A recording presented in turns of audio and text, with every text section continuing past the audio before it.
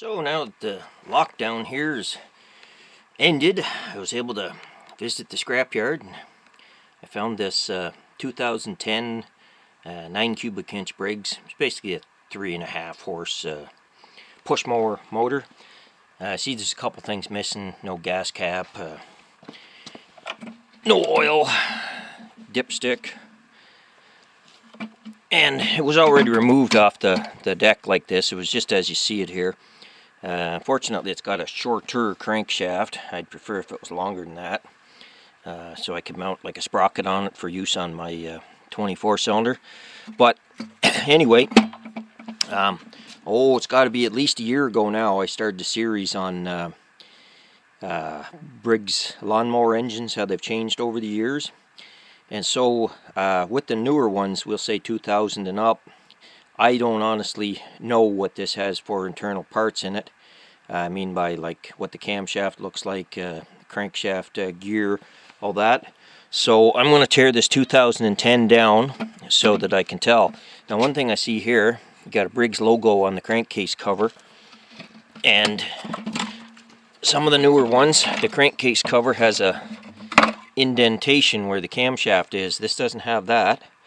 So, and then of course, I don't know what year, we'll say in the 90s, they changed from 7/16, you need a 7/16 socket on the old motors, and on the newer ones you need a 3/8 to remove the crankcase cover. I believe the cylinder head bolts are still 1/2 inch, but just lots of little minor changes like that. So anyway, I'm going to peel this motor apart here, and we'll see what it looks like. And of course, the other major change over the years is the type of recoil starter. They got away with the one with the 6 balls in it and the clutch there, and went with the more the Tecumseh style with the fingers that reach out and grab. I'll show all the details of that. So anyway, don't want to be too long-winded here, so I'll get tearing this apart. So I've removed the starter cover there and give this a yank. See what I mean by the little fingers that stick out, and grab the inside of these here. So that's what starts it. The old style was different, and then again with this this different starter cover, it's like a, I don't know, it's kind of like Briggs Classic, but it's not. You have to have this piece here to help direct the air, and then you got this curved governor air vane there, whereas the old one was straight. The magneto on this looks a little rusty, but and of course you got the plastic carburetor and the plastic throttle. That's not a shaft, I don't know what it is there, the part that the governor hooks up to. I know I broke one of those off one time because it was plastic, but the different spring arrangement there on it. But and of course the blade brake here, if you pull it hard enough you can, oh, wrong way, disengage it from the flywheel there. And this motor isn't seized up. I thought it might be, but the blade brake was stopping it from turning. So, and of course you got your plastic intake manifold here. Again, I'll peel all that apart for closer inspection. First thing I want to point out is that the governor air vane bolt head is 1/4 inch, same as the short one on the magneto. The older ones, a lot of those are 5/16.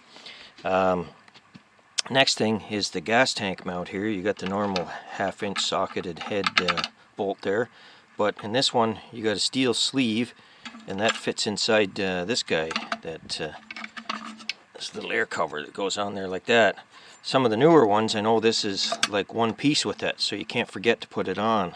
And you don't want to forget this sleeve, because if you do, you tighten this bolt up and you break the tab off the gas tank, then your gas tank's no good. So anyway, just minor little changes there. So I got the intake manifold off here. So you can see it's a round shape. The old ones were more rectangular, and I believe even some of the plastic ones were rectangular depending on the year, but this one's a round with a gasket. Drop the one bolt down there. Exhaust, I wasn't 100% successful. Here's the bolts there. As you see, I broke one of them off even though I was using impact. But the one thing I was glad about, they still have the 1/2 inch pipe thread in the exhaust there, so I can just screw a straight type muffler in there if I wanted to. This one here I'm sure is quite a bit quieter, that's why it's so large. The new ones are a lot quieter than the old ones, but you know me, I don't mind making some noise. Put a straight pipe on it, you know.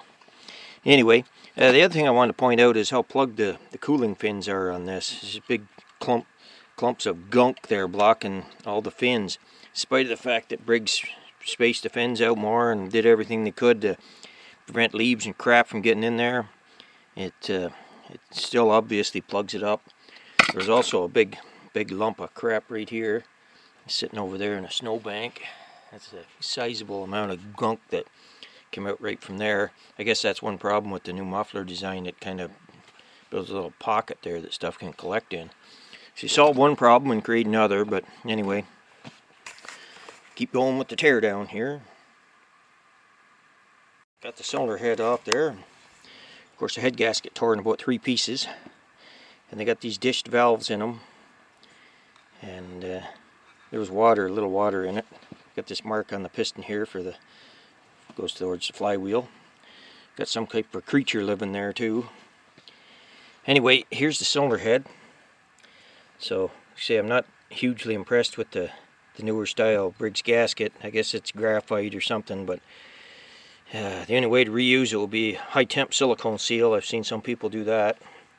But here's an old cylinder head for comparison, just the shape. See, the new one's a lot deeper, and here's the old style. Old style head gasket. Reuse the thing 100 times, as long as you don't break it or something. But the good thing, they're both the same pattern. The bad thing, you probably can't buy this anymore. Old graphite. So probably costs a few cents less to make this graphite one, who knows. But for people like me that tear the head on and off a whole bunch of times, they're just not practical for use, so I keep every one of the old ones that I can get. So anyway, that's just some of the differences there. You can see the depth of the head. I'm sure it's all for emissions. To keep those noxious gases coming out the tailpipe down to a minimum there, so it can cut the grass in California. Yeah, I just want to point out the valve operation here. So got her on the intake stroke here. Piston goes down, intake valve closes. Now watch the exhaust valve here. It's got a little bit of oil on it, so you'll see it. Okay, the piston's coming up right there. Starts to bump the exhaust valve. See that? Hits off the seat. And then it's back down. So that's your compression release. So it works from about half piston stroke there up. It doesn't close until the piston's like 3/8 inch from the top. So that relieves a lot of the air in the cylinder, so that it drops the compression, so it makes it easier for Grandma to start it. So I just want to point that out, that works off the exhaust valve, and we'll tear it apart and see if it's got a centrifugal unloader, so that that doesn't come into play when the engine's running at normal speed. To point out the significant amount of crud blocking the cooling fins. Here's that big lump off by the exhaust valve there.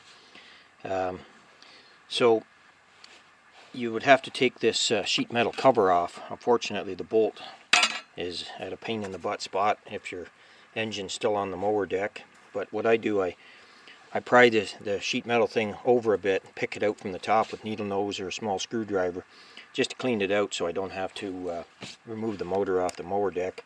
But the problem with this stuff is you will overheat the motor, so you can score the cylinder, etc. So cleaning the cooling fins on a air-cooled engine is an important thing to do, especially on a lawnmower. They seem to be one of the worst. Rototillers, they get dirty from dirt and that, but they generally don't totally plug it up like this, like grass and other things do. So very important.